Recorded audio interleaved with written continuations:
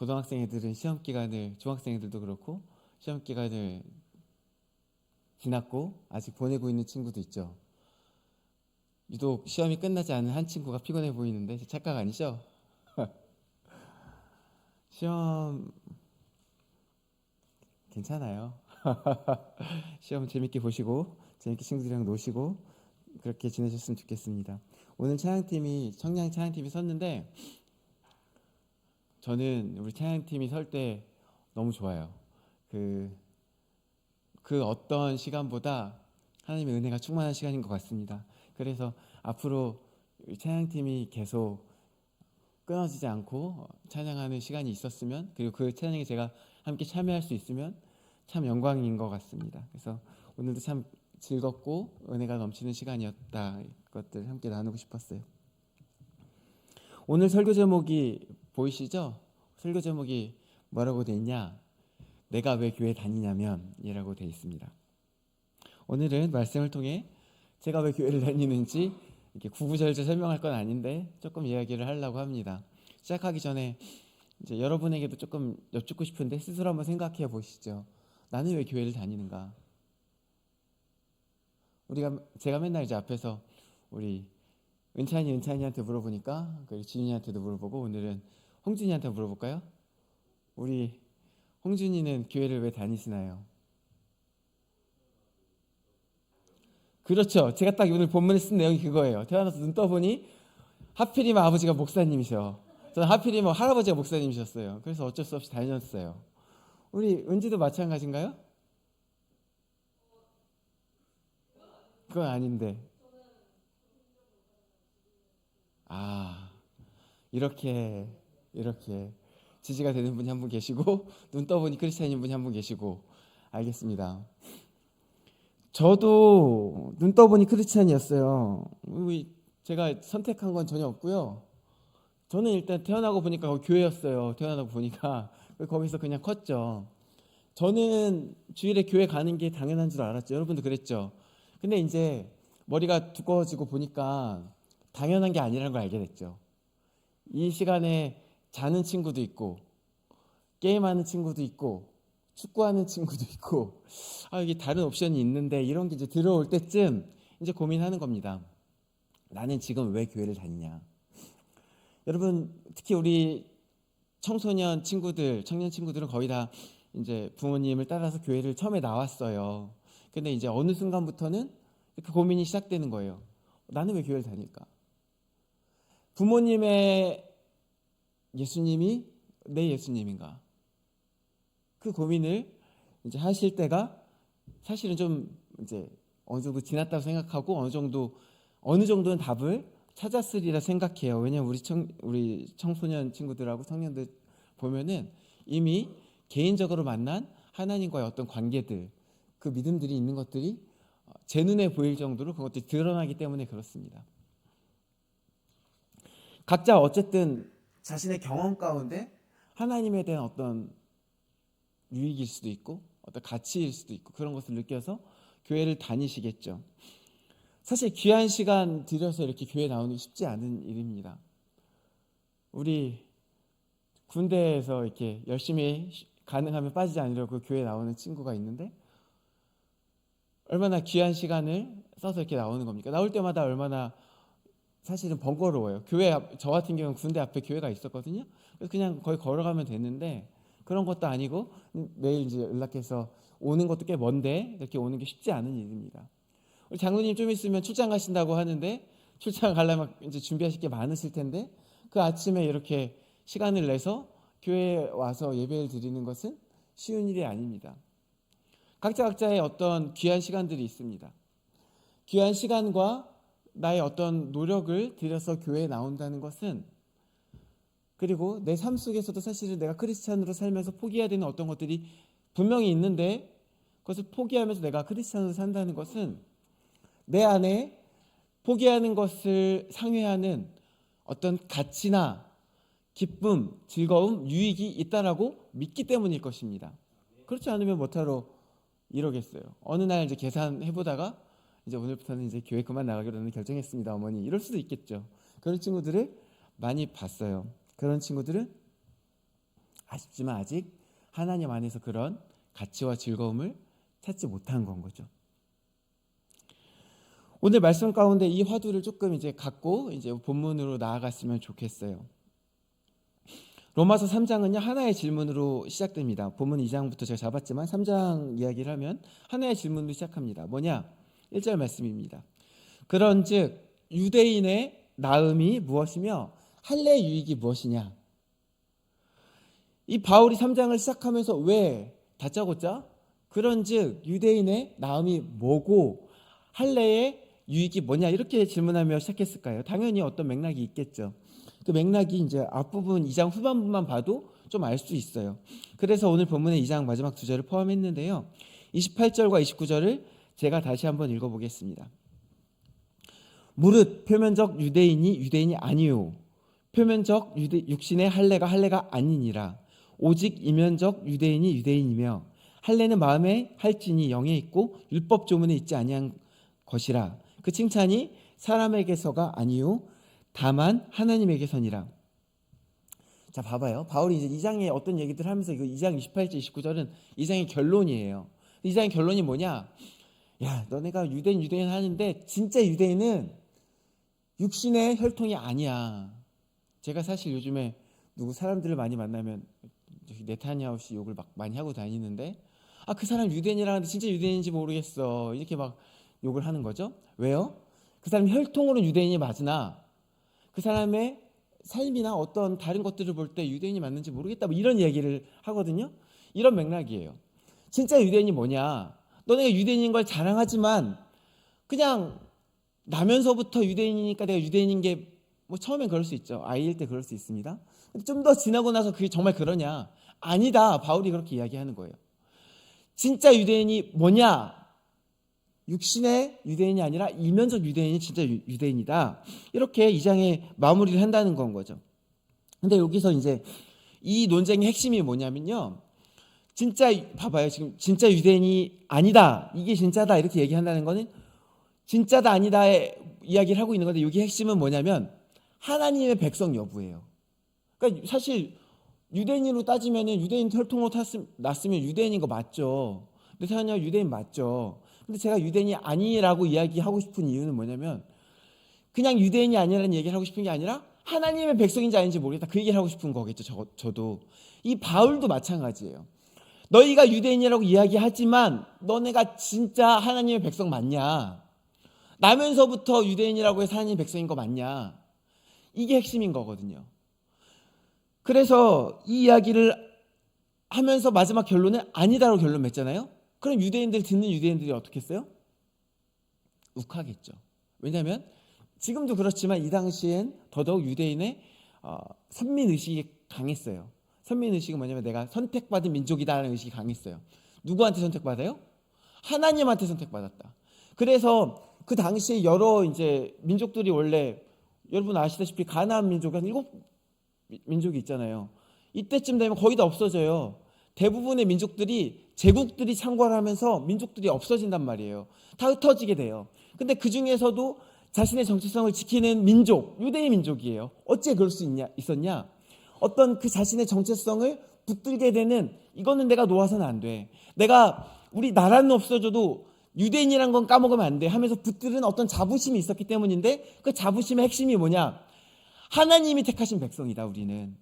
그래서 지금 나라는 없지만 회복될 거다. 그걸로 버텼던 게 유대인들의 마지막 자존심이 그게 바로 하나님의 백성이냐 아니냐 이거였거든요. 근데 거기에 대고 바울이 아니야. 응 너네 아니야. 이렇게 얘기를 하는 거예요. 그러면 이 사람들이 가만히 있지 않겠죠. 당연히 반박하겠죠. 그러면서 이제 이야기하겠죠. 그러면 유대인이라는 게 유대의 혈통으로 태어났다는 게 아무 유익이 없냐? 이게 아무것도 아니란 말이냐? 따지고 들 거란 말이에요. 이거는 100%예요. 그래서 바울이 그 결론을 내고서 바로 이거에 대한 답을 하려고 자기가 먼저 거기에 대한 질문을 던지는 거예요. 그 질문이 그런즉 유대인의 나음이 무엇이며 할례의 유익이 무엇이냐 이렇게 말입니다. 그리고 곧 이어서 진짜 하고 싶은 말을 하는 거예요. 범사에 많으니 우선은 그들이 하나님의 말씀을 맡았음이라. 자, 유대인으로 태어나서 여기서 말하는 하나님의 백성 이전에 유대인의 혈통을 가진 자로 태어나서 얻게 되는 유익이 많다. 엄청 많아. 그리고 실제로 나중에 나열하는데 꽤 많아요. 근데 제가 지금 나중에 나열한다 그랬잖아요. 그래 놓고 사실 여기서는 딱 하나 얘기해요. 우선은 그들이 하나님의 말씀을 맡았음이니라 이렇게 얘기를 하면은 그럼 그 다음에 어떻게 해야 될 것 같아요? 아, 우선은 이거고, 그 다음은 이거고, 그 다음 셋째는 이거고, 넷째는 이거다. 이렇게 이야기해야 될 것 같은데 바울이 여기서 그렇게 하지 않아요. 실제로 어디서 나오냐? 9장에서 이제 유대인의 특권을 언급하는 부분이 있는데 거기서 쭉 나열한단 말이에요. 그래 놓고 오늘 이 3장에서는 딱 하나만 얘기를 해요. 왜 그럴까요? 우리 언어 잘하시는 은찬이 왜 그러실까요? 둘 다 잘하신다고 합시다. 어느 은찬이든 수많은 것이 있는 것처럼 던져놨다가 하나만 딱 얘기를 해요. 왜 그럴까요? 강조죠. 그럼요. 봐봐요. 여러 가지 이야기를 해요. 내가 우리 아내랑 결혼한 이유는 여러 가지가 있는데 뭐 이제 성품도 착하고 얼굴도 예쁘고 돈도 많고 뭐 이렇게 뭐 얘기를 많이 한다고 쳐봐요. 근데 이런 얘기들을 많이 하는데 근데 이제 사실 진짜는 만약에 하나 딱 얘기를 하려고 그래요. 그래서 딱 이제 실제로 제가 그런 이유로 결혼한 것은 아닙니다. 얼굴이 예뻐. 이걸 강조하고 싶어. 근데 그것들을 여러 가지 이유 사이에 깔아놓으면 여러 가지 중에 하나가 되는 거예요. 원 오브 댐이에요. 근데 그 중에서도 딱 하나 꼽자면 아이 예뻐서 결혼했지. 뭐 이렇게 강조할 수 있는 거예요. 그래서 바울이 오늘 단 한 가지만 이야기하는 것은 뭐냐? 그 이야기를 오늘 강조하고 싶은 거예요. 그렇게 강조하고 싶은 이야기가 뭐냐? 우선은 그들이 하나님의 말씀을 맡았음이니라. 이 이야기를 오늘 바울이 하고 싶은 거예요.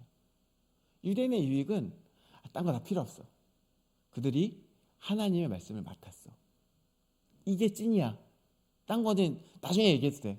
아니 얘기 안 해도 돼. 여기서 일단 하나만 얘기할게. 엄청 많은데 이거 하나만 얘기할게. 이거면 딴 거 다 필요 없어. 그들이 하나님의 말씀을 맡았습니다. 이 말씀을 조금만 더 깊이 들어가 볼까요? 여기서 맡았다는 단어가요. 이제 여기 헬라어 성경으로 쓰여졌을 거 아니에요. 바울이 헬라어로 썼어요. 근데 쓴 헬라어 단어가 보면은 이제 피스티오의 수동형이에요. 그러니까 피스티오라는 단어가 있고 그 단어의 수동형 더 복잡한 어떤 단어가 있어요. 제가 그 발음하기 어려워서 그냥 그걸 읽지 않겠습니다. 근데 중요한 건 이 단어의 원어가 피스티오라는 거예요. 피스티오. 근데 이 피스티오라는 단어가 무슨 뜻이냐? 맡기다 아니에요? 이렇게 물어볼 수 있겠죠. 아니에요. 피스티오의 뜻은 믿다예요. 이 믿다라는 단어가 수동형으로 쓰이고 그 다음에 그것이 목적어가 나오면 그게 맡기다, 위탁하다 이렇게 되는 거예요. 신뢰해서 넘기는 거예요. 그래서 그냥 맡기는 게 아니라 믿으니까 맡기는 거예요. 그래서 마치 청지기에게 내 전재산을 맡기는 것처럼 믿음으로 맡기는 것이 이 맡기다라는 표현이에요. 그래서 바울은 유대인의 나음 중에서 지금 딱 한 가지만 꼽아서 딱 말하는데 그게 뭐라는 거예요? 하나님께서 유대인들을 신뢰하셔서 그들에게 자신의 말씀을 맡기셨다. 그게 유익이라는 거예요. 여기서 좀 더 자세히 들어가 봅시다. 자세히 살펴보기 위해서 구약에서 실제로 하나님께서 유대인들에게 말씀을 맡기신 장면으로 가볼게요. 그게 언제냐? 이제 물론 이제 말씀이라는 게 하나님의 말씀이라는 게 이 당시 구약이죠. 이 구약 전체가 다 하나님의 말씀이에요. 근데 이 이스라엘 사람들이 말씀을 받았다 그러면 언제를 떠올리냐? 십계명을 받은 날을 떠올릴 거예요. 왜냐하면 이때부터 하나님의 말씀이 본격적으로 그들에게 맡긴 바 되었기 때문이에요. 그리고 이 십계명이 율법의 전체이며 전체 하나님께서 주시는 언약의 핵심이기 때문에 그래요. 그래서 하나님께서 십계명을 맡긴 날이 곧 이스라엘에게 말씀을 맡긴 날이라고 볼 수 있겠어요. 근데 그게 십계명이 어딨냐? 출애굽기 20장에 있거든요. 20장에는 이제 십계명 얘기가 쭉 나와요. 그러면 그 전후 사정은 어디 있겠어요? 그 전 사정은 19장에 있을 거고 후 사정은 뒤에 있겠죠. 그 전 사정인 19장으로 가볼게요. 그럼 19장에서는 하나님께서 뭐라고 말씀하시냐? 먼저 하나님께서 말씀 시작할 때 보통 이제 출애굽한 이후에 그 다음에 계속 하나님의 말씀의 시작은 대부분 이거예요. 나는 너를 애굽에서 구원해냈다. 이게 시작이에요. 왜? 그게 이제 본격적인 관계의 시작이거든요. 구원이 먼저예요. 이 구원을 주신 다음에 말씀을 주신 거예요.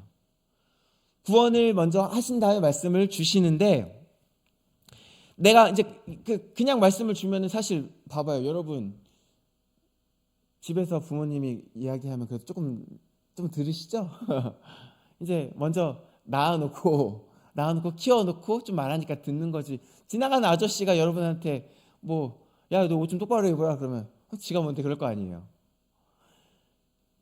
내가 너 낳았어. 내가 너 키웠어. 너 알잖아. 내 말 들어. 이런 말을 안 해도 우리가 무의식 중에 박혀 있잖아요. 그래서 조금 듣잖아요. 하나님이 그런 거예요. 내가 너 애굽에서 구원했잖아. 내가 너 처음부터 너 사랑해서 아브라함에게 널 선택할 때부터 널 선택했잖아. 그리고서 하시는 말씀이 19장 5절과 6절이에요. 세계가 다 내게 속하였나니 너희가 내 말을 듣고 내 언약을 잘 지키면 너희는 모든 민족 중에서 내 소유가 되겠고 너희가 내게 대하여 제사장 나라가 되며 거룩한 백성이 되리라. 너는 이 말을 이스라엘 자손에게 전할지니라. 자, 하나님께서 이제 이어진 20장에서 십계명을 맡겨요. 하나님 말씀을 맡겨요. 맡기기 직전에 뭐라고 말씀하시냐? 너희가 내 말을 잘 듣고 지키면 너희가 내 소유가 될 것이다. 내 것이 될 것이다. 근데 여기서 말하는 내 소유라는 단어가 또 히브리어로 뭐냐? 세굴라라는 단어예요. 근데 이 세굴라는 그냥 내 거야 할 때 그런 약간 건조한 단어는 아니고요. 소유, 재산, 보물이라는 뜻을 가지는 단어예요. 이 단어가 언제 쓰이냐? 내 소유 중에서도 특별한 것, 내가 가진 것 중에서 특별한 것. 방금 이제 소유, 재산, 보물이라 그랬는데 값비싸서 보물인 게 아니라 나한테 어떤 의미가 있어서 보물인 것, 그것을 가리킬 때 이 세굴라라는 단어를 써요. 여러분 각자 소중히 여기는 어떤 것들이 있죠?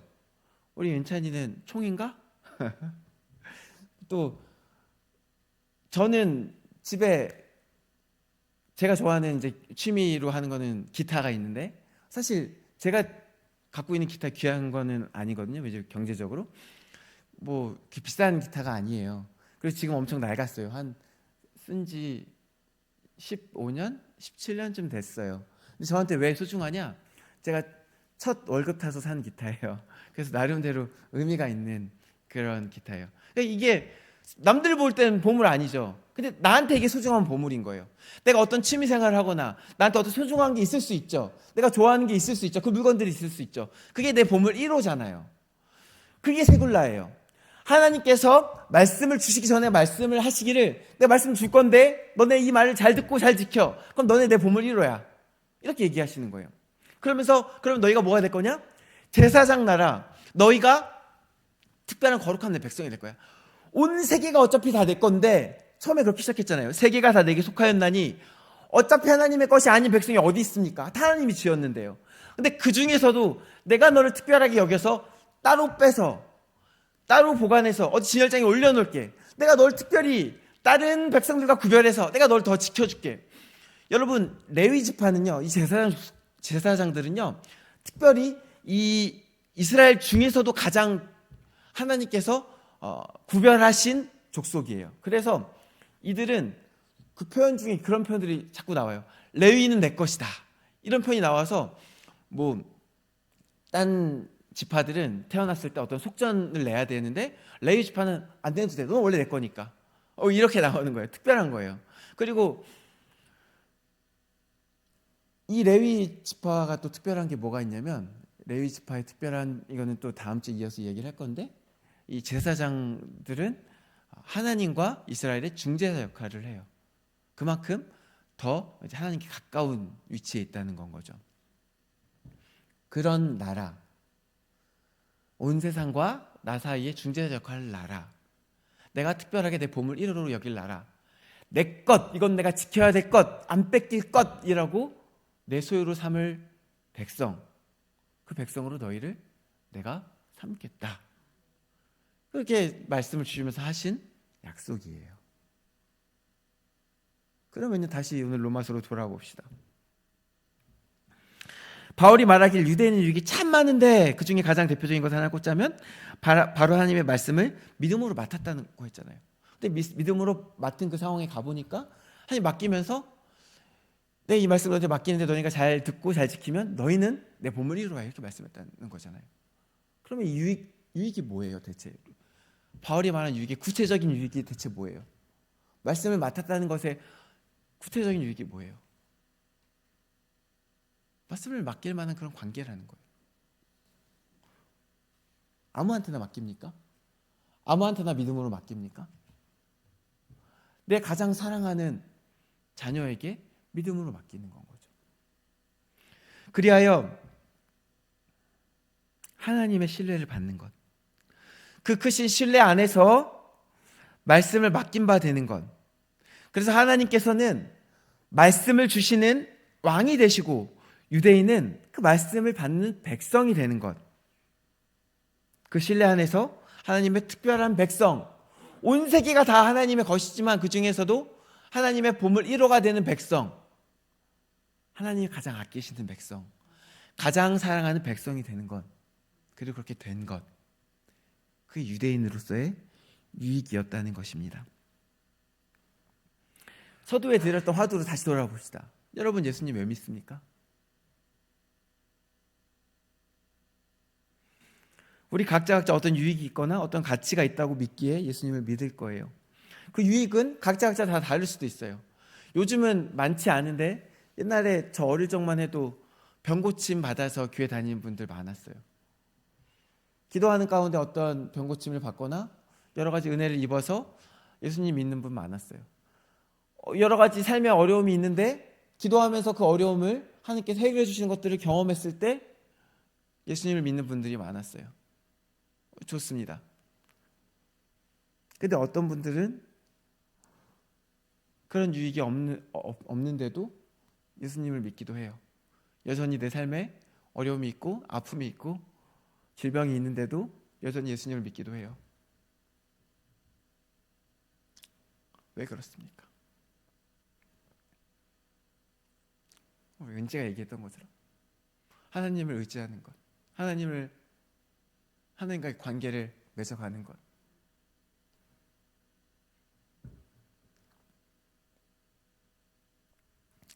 그 이상의 유익이 어디 있겠습니까?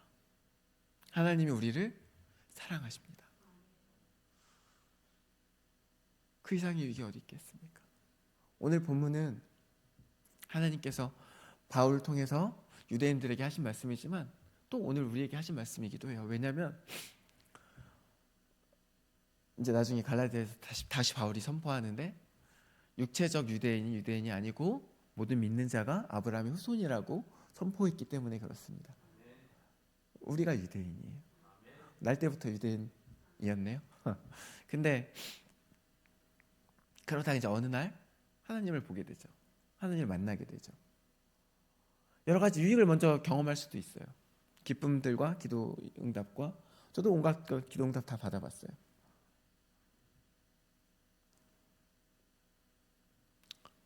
근데 그 하나님께 주시는 그 모든 것이 없더라도 하나님 한 분만이 나를 온전히 사랑하시는 분이심을 경험하신 거 아니에요? 그러면서 점점 우리가 하나님과 함께 지내게 되는 건 거죠. 신앙생활의 결국은 뭐냐? 하나님과 사랑하는 거예요. 사랑받고 또 사랑하는 거예요. 근데 하나님 눈에 안 보이잖아요. 대신 하나님의 자녀들 사랑하는 거예요. 옆에 있는 내 형제들. 그게 신앙생활이에요. 내가 교회 왜 다닙니까? 사랑받았으니까 다니는 거예요. 하나님한테. 하나님이 먼저 날 사랑하셨잖아요. 그러니까 내가 그 사랑 가운데 거하면서 교회 다니는 거예요. 제가 교회 왜 다니냐면 저도 날 때부터 크리스찬이었어요. 할아버지 하나님, 할머니 하나님, 아버지 하나님, 어머니 하나님 만났어요. 근데 어느 순간 다 상관없고 제 하나님인 거예요. 세상 누구도 줄 수 없는 평안과 사랑을 주시는 분. 바라기는 오늘 우리 청소년, 청년 그리고 성도님들 모든 분들에게 이와 같은 은혜가 있기를 원합니다. 다른 것을 바라보지 않고 하나님의 손을 바라보지 않고 하나님의 얼굴을 구하십시오. 하나님의 사랑을 누리십시오. 함께 기도하겠습니다. 우리를 먼저 사랑하시고 우리를 자녀 삼으시고 우리를 하나님의 백성으로 삼으사 우리에게 또 그 관계를 허락하시고 그 관계 가운데 말씀을 믿음으로 또 맡기신 하나님 감사합니다. 우리가 이 땅 가운데 주의 자녀로서 주의 백성으로서 그 관계 가운데 기뻐하며 누리며 살 수 있게 은혜를 베풀어 주시옵소서. 감사드리오며 예수님의 이름으로 기도드립니다. 아멘.